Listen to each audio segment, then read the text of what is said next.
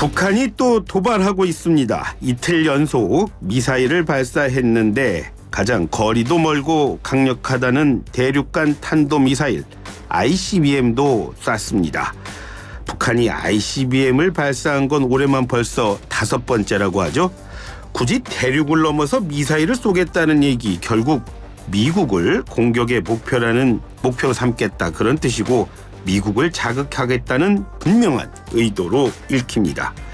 그래서 뉴욕의 뉴욕본부에서는요, 미국의 요청으로 긴급 유엔 안전보장이사회까지 열려서 한반도 긴장을 촉발한 북한을 규탄하는 목소리가 곳곳에서 들렸습니다. 북한, 이럴 줄 알았을 텐데 굳이 비난 감수하면서까지 왜 이러는지 궁금한 것들, 신범철 전 국방부 차관과 나누겠습니다. 신 차관을 전화로 연결합니다. 차관님 반갑습니다. 예, 안녕하세요. 예, 반갑습니다, 차관님. 자, 북한이 지난 17일에는 깊은 밤에, 그리고 몇 시간 뒤인 다음 날 아침에는 또 대륙간 탄도미사일을 쐈습니다. 차관님, 북한이 이렇게 몇 시간 간격을 두고 도발한 일이 전에도 좀 있었나요?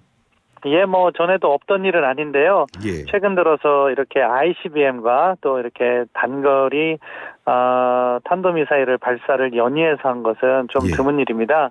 그만큼 이번에 북한이 자신들이 이렇게 핵과 관련해서는 전혀 양보하지 않겠다 하는 부분을 강하게 전달하려는 그런 메시지가 담겨 있다고 봐야겠죠. 간단하게 그런 메시지였다는 말씀하셨는데, 자, 북한이 신 차관님 보시기에 왜 이런 도발 지금 나섰다고 보십니까? 북한으로서는 지금이 도발의 적기라고 판단했을 거예요. 왜냐하면은 단거리 미사일 같은 경우에는 지금 부산에 와 있는 미 측 자산을 겨냥한 것이고, 예. ICBM 대륙간 탄도미사일은 미국 본토를 겨냥할 수 있다는 걸 보여준 거거든요. 그 부분은 결국 내년 초부터 미국이 대선 레이스가 본격 시작됩니다. 1월 초부터 이제 아이오와 코커스 시작되는데요. 그것을 계기로 해서 미국에게 영향력을 행사하고 싶은 거죠. 그 내용은 결국 북한은 핵 보유국이니까 예. 미국이 아무리 북한의 핵을 포기시키려 해도 성공하지 못할 것이다. 단념해야 된다. 이런 메시지를 주면서 미국 내 여론의 변화를 이끌어가고 싶어하는 그런 속셈이 깔려있다, 이렇게 평가합니다. 그러니까 북한이 이번에 미사일 쏜 거는 미국 대선까지도 생각해서 고려한 거다, 이런 말씀이시네요. 예, 그렇습니다. 그러니까 미국을 겨냥을 하는데, 예. 북한의 이러한 전략 도발은 두 가지 측면이 있어요. 예. 하나는 군사 기술적인 측면이겠죠. 그것은 자신들이 개발하고 있는 화성 18형의 완성도를 더 높여가는 거고, 예. 다른 한편으로는 정치적 메시지가 담겨있는 정치적 도발인데요. 그것은 미국에 대해서 또는 한국 윤석열 정부에 대해서 불만 표시를 하는 거예요. 예. 지금 때마침 핵협의그룹이라는 것을 한미 간에 개최했잖아요. 예. 그것을 계기로 해서 북한이 이런 ICBM 도발을 하면서 한국과 미국을 동시에 압박하는데, 특히 미국과 같은 경우에는 이제 대선 레이스가 본격화되고, 예. 사실 김정은의 입장에서는 트럼프 과거 전 대통령과 정상회담을 했었고, 트럼프 대통령이 바이든 행정부의 대북 정책을 비판할 거로 예상하고 있잖아요. 예. 그런 부분에 있어서 자신들이 틈새를 이용할 수 있을 것인가 하는 부분에 관심이 많을 것이고, 따라서 이러한 북한의 도발이 올 겨울에 몇 번 더 이어지는, 연쇄적으로 이어질 가능성이 있다, 이렇게 봅니다. 지금 기술적인 부분 그리고 정치적인 부분을 나눠서 설명해 주셨는데, 자, 기술적인 부분 한번 좀 살펴보겠습니다. 지난 18일에 쏜 미사일, 말씀하신 대로 대륙간 탄도 미사일이었는데요. 이거 화성 18호라고 하던데, 화성 18호 이게 7월 달인가 한번 쏘고 이번에 5달 만에 쐈다고 하던데, 차관님이 보시기에요, 그때와 지금 조금 기술적인 부분이라든가 이런 데서 북한이 좀 발전했다 내지는 또 더 나빠졌다 그런 차이를 보실 수 있는 것들이 있으시던가요? 이게 단순한 고각 발사기 때문에 사실은 거기에서 큰 차이를 우리가 식별해내기는 쉽지 않습니다. 예. 물론 군 당국에서는 한미 연합자산을 가동하면서 아주 세부적인 내용까지 이렇게 분석을 해요. 근데 지금은 제가 정부에 있는 게 아니기 때문에 그것까지 파악하기는 어렵겠지만, 아무튼 이런 화성 18형을 계속 발사하면서 북한 나름대로도 체크하는 것이 있을 거거든요. 그러니까 발사 실험을 많이 하면 많이 할수록 완성도는 높아지는 거죠. 근데 다만 지금 화성 18형과 관련해서 북한이 안고 있는 근본적인 문제점은 지금 이것이 고각 발사를 하잖아요. 고각 발사라면 거의 수직으로 미사일이 낙하하잖아요. 그렇게 되면은 소위 말하는 재진입 기술과 관련해서 탄두에 받는 열이 골고루 분산이 돼요. 그러니까 재진입이란 말씀은 원래는 대륙간 탄도미사일 쏘면 나갔다가 다시 대기로 들어왔다요. 우주로 나갔다가 다시 대기권으로 들어오는데 대기권으로 들어올 때 마찰열이 발생하거든요. 그렇기 때문에 그것으로부터 핵탄두를 보호해야 되는 기술이 이제 재진입 기술인데 이 고각 발사를 하면은 수직으로 떨어지잖아요. 거의. 그러면은 당연히 열이 탄두 부분에 고르게 분포가 돼요. 그런데 실제 만약에 미국을 겨냥해서 쏜다고 하면은 이건 고각 발사가 아니라 멀리 쏴야 되기 때문에 45도 정도로 만약에 들어온다고 하면은 이 열이 분산해서 이게 특정 분야에 집중되거든요. 그렇기 때문에 회전 기술이라든가 또는 특정 부위를 튼튼하게 한다든가 아니면은 세라믹 기술을 통해서 이것을 갖다가 열을 발산시킨다든가 하는 여러 가지 기술이 있는데 고각 발사는 그런 테스트를 하기가 어려워요.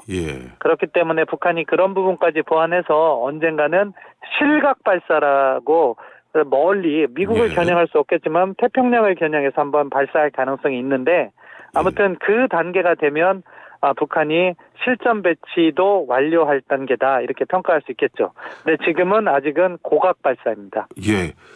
차관님께서 말씀하셨는데 실각 발사 말씀하셨는데요. 그렇다면 뭐 태평양상으로 쏘더라도 여러 나라 거쳐서 갈 텐데요. 그럼 주변국들 그때 가만히 있을까요? 그렇죠. 이제 그거는 더 큰 정치적 문제를 이야기할 수 있기 때문에 북한도 지금까지 고각 발사를 하고 있다 이렇게 볼 수 있는데요.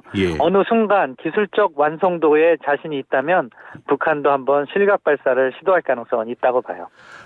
차관님께서 그 말씀하시길래 더 그 얘기가 확 좀 와닿는데 뭐냐면 북한이 이번에요 처음으로 시험 발사가 아니라 발사 훈련이라는 그런 단어를 쓰더라고요. 이 말이 담은 의미가 좀 있을 것 같아요, 차관님. 그렇죠. 발사 훈련이라는 것은 이제 뭐 시험이 아니라 실전 배치 상황이다 이런 것을 시사하는 거죠.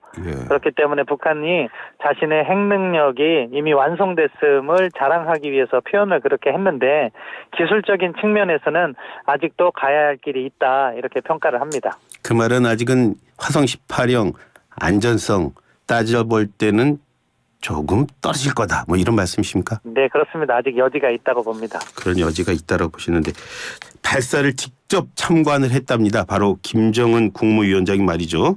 이런 말을 했다고 조선중앙통신에 나와 있더라고요. 워싱턴이 우리를 상대로 잘못된 결심을 내릴 때는 우리가 어떤 행동에 신속히 준비되어 있으며 어떤 선택을 할지를 뚜렷이 보여주는 계기가 됐다. 이런 말을 김정은 위원장이 직접 했다고 합니다.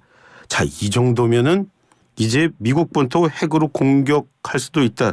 그런 위협으로 들리시지는 않으십니까, 차관님? 뭐 그런 위협을 하기 위해서 발사 실험을 한 거니까 북측 입장에서는 뭐 그런 메시지가 나올 것으로 당연히 예상을 했고요. 그렇지만 뭐 지금 북한이 미국을 상대로 뭐 핵전쟁을 도발하기는 쉽지 않은 일이고 뭐 자신들의 체제의 종말과 마찬가지이기 때문에 그렇기 때문에 한미 당국에서도 북한에게 강력한 메시지를 내고 뭐 연합 특수전 훈련을 공개하고 하는 일련의 조치를 하는 거죠. 그래서 조금 더 그런 생각이 드는데 북한은 과연 이렇게 움직인다면 미국 대선에서 대통령 선거에서 북한이 큰 역할을 할 수 있다 이런 생각을 하고 있는 겁니까? 북한 입장에선 그런 영향력을 미치고 싶어 하겠죠. 그렇기 때문에 추가적인 도발도 있을 수 있다고 보는데요. 근데 역으로 미국의 대선은요. 사실은 북한 요소는 그렇게 크지 않아요. 일단 국내 정치적인 여러 가지 요인이 있잖아요. 경제 문제도 있고 인종 갈등 문제도 있고 뭐 아무튼 그런 여러 가지 문제들이 더 영향을 미치는 것인데 북한 입장에서는 자기중심적으로 생각하고 싶지 않겠습니까? 그렇기 때문에 그 부분을 갖다가 계속 도발을 통해서 자신들의 메시지를 던지고 싶어 하는 것이고 예. 그렇지만 또 부분적으로는 그런 북한의 도발이 미국 언론에서 다루어지잖아요. 예. 그렇기 때문에 뭐 영향력이 전혀 없다 이렇게 말할 수도 없는 거죠. 예. 자기 중심적이라는 말씀하신 게 제 귀에 와닿습니다. 자, 이에 맞서서 윤 대통령 이런 말 했습니다. 북한 정권에게 더 이렇게 계속 도발하는 것이 북한 정권에게 더 큰 고통으로 돌아갈 거다 이렇게 경고를 했고요. 자, 대통령도 그렇고 북한의 도발 뒤에 뭐 NSC도 열리고 하던데 차관님이 보시기에 최근 우리 군과 정보 당국의 뭐 대응 뭐 여러 가지 것들 잘 준비하고 있구나 이런 느낌은 받으십니까? 예. 이미 뭐 북한이 ICBM 발사 가능성이 있다는 걸 김태효 안보실 1차장이 이야기를 했잖아요. 발사 예. 이틀 전에. 그만큼 우리가 북한 지역을 잘 감시 정찰하고 있다는 것의 방증이라고 봐요. 예.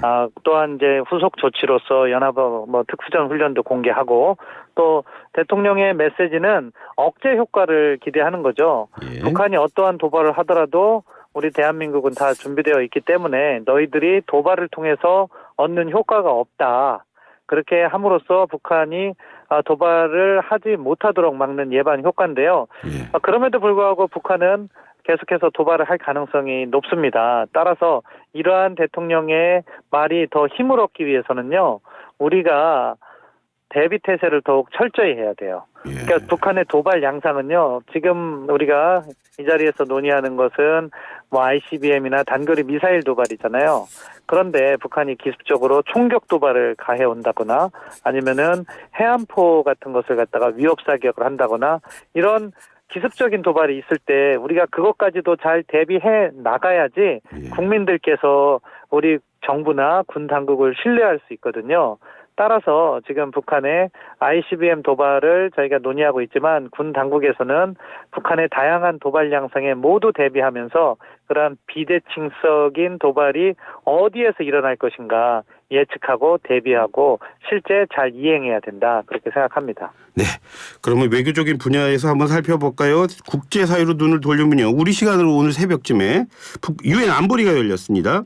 미국 대표가 ICBM 발사에 어처구니가 없다 그런 말을 하더라고요. 오늘 유엔 안보리에서의 미국의 태도, 미국은 지금 어떤 메시지를 북한에게 던진다고 보십니까? 뭐 미국뿐만 아니라 자유진영의 목소리는 단일합니다. 그것은 무엇이냐?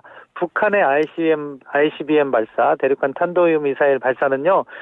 유엔 안보리 결의의 정면 위반이고 불법적인 행동인 거예요. 예. 따라서 당연히 규탄하고 그에 따르는 새 제재가 만들어져야 돼요.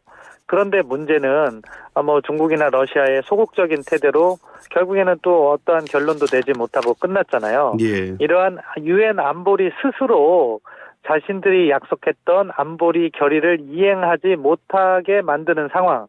이것이 이제 근본적인 문제인 건데 그럼에도 불구하고 뭐 안보리의 메커니즘 자체가 그렇기 때문에 예. 사실은 유엔 무대에서는 저희가 명분을 얻기 위해서 더욱 강력한 규탄이나 비난을 계속 이어가고 예. 1차적으로 저희가 실효성을 거두는 것은 이렇게 자유진영 간의 네트워크를 더욱더 튼튼히 함으로써 예. 북한이 중국 또는 러시아라는 탈출구가 있지만 그 밖의 지역에서는 전혀 제대로 된 활동을 하지 못하도록 탄탄히 조여매고 결국에는 미중 관계, 미러 관계가 계속 이 상태로 또 있는 게 아니잖아요. 예. 어느 순간이면 우크라이나 전쟁은 종결될 수가 있고 또 어느 순간이면 미중 간의 이런 전략 경쟁이 완화되는 시기가 또 찾아올 겁니다. 예. 그때 북한 문제를 근본적으로 풀어내는 조금 더 장기적인 관점에서 전략적인 행보를 하는 것이 필요하다. 따라서 지금 당장 유엔 안보리에서 성과를 거두지 못했다고 실망할 것은 아니고요. 예. 이럴 때일수록 우리가 자유진영을 먼저 튼튼히 공고화하고 그다음에 미중 관계나 미러 관계를 풀어가는 맥락에서 예. 북한 문제를 반드시 포함시키고 풀어나가도록 하는 외교적인 지혜가 필요하다 그렇게 생각해요. 북한이 저렇게 나오는 거 오늘도 보니까는 뭐 책임을 갖다 미국 뭐 한국에게 돌리고 안보리에서 우리나라를 비롯해서 뭐 10개 나라 뭐 이렇게 뭐 성명도 냈음에도 불구하고 지금 북한이 저렇게 나오고 있는 것 같은데 자, 신차관님. 그 러시아, 중국 믿고 너무 북한이 저러니까요. 좀 역으로요. 우리나라가 러시아와 중국을 향해서 좀 외교 관계를 전략적으로 맺는 거 이런 방법은 없을까요? 뭐 그렇게 해오고 있는 거예요. 다만 이제 우선순위의 문제인 거죠. 사실은 우리 대한민국 입장에선 중국과 러시아가 다 중요한 문제고 관리를 네. 해야 되지만 현재로서는 한미 관계가 더 중요하잖아요. 그리고 반대쪽으로 중국과 러시아 입장에서는 지금 한국이 한미 동맹을 강화하는 상황에서는 그들이 대한민국을 버리진 못하더라도 나름대로 미국을 겨냥한 외교적인 행보가 필요하다고 중국과 러시아는 판단을 할 수 있을 거예요. 그래서 예. 협력의 수준이 제한되는 측면이 있는 거죠. 한중 관계나 한러 관계. 그렇지만 이럴 때일수록 물밑에서 여러 노력을 해놓고 앞서 말씀드린 것처럼 미중 관계의 변화 조짐이라든가 미러 관계의 변화 조짐이 보일 때 우리의 목소리로 북한 문제가 담겨질 수 있도록 하는 것이 현재로서 우리가 취해야 될 외교적 행보다. 그렇기 때문에 당장 성과를 거두려고 하면은 예. 이게 성공을 하기가 어려워요. 예. 뭐 지금 우리가 중국 보고 북한에 대해서 압박을 강화하라 하면 중국에서 다시 한국에서 해야 될 일은 더 어려운 요구를 할 수도 있는 거거든요. 예. 외교란 게 항상 상대적이니까. 상대적이니까. 그렇기 때문에 지금 우리는 조금 더 긴 안목에서 1단계로 어떠한 행보를 하고 그 다음 단계로 어떠한 포석을 깔 것이냐 그러한 부분을 고민해야 되는데 그 부분은 제가 앞서 말씀드린 그러한 내용이라고 생각해요. 예. 지금 협력 말씀하셨는데 최근에 보니까요. 그 한국과 미국, 일본 간에 북한의 그 탄도미사일 발사 경보 정보를 실시간으로 공유하는 체제가 가동됐다. 뭐 이런 보도를 봤습니다. 자, 이게 무슨 큰 의미가 있는 겁니까?